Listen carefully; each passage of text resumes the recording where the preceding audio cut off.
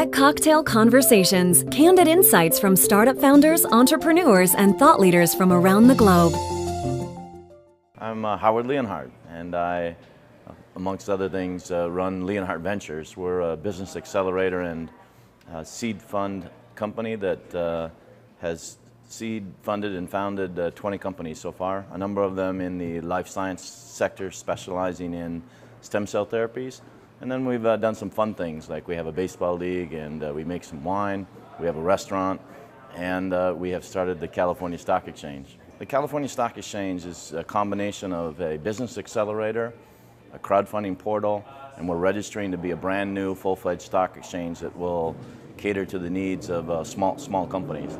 You know, the New York Stock Exchange, I think it's is well known, is really reserved for very, very large companies with large market caps, and anybody doing an IPO in the New York Stock Exchange is likely raising over $100 million.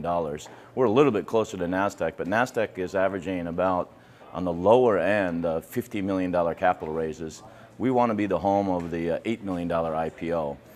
We're only going to take companies that meet our social good mission criteria. We really want to be a feel-good place for investment. We also want to facilitate, favor, promote, and organize local investing, because we think the number one trigger to get people that are not participating now in financing startups is the concept of local investing.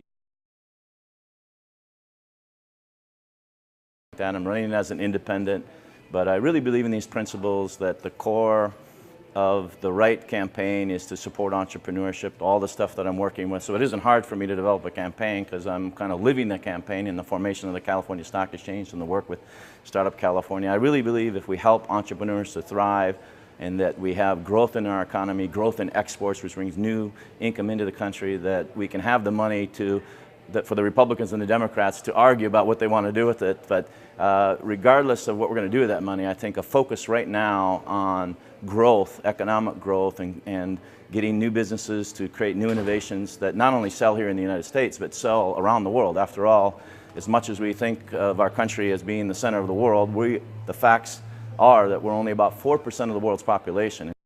One of the things we've really learned over the years is that you know, your logo, your brand, your company name, in the long run, it really is very much like a movie that lasts over time, a compelling story with memorable characters and a reason, an emotional reason that people are going to care about that brand.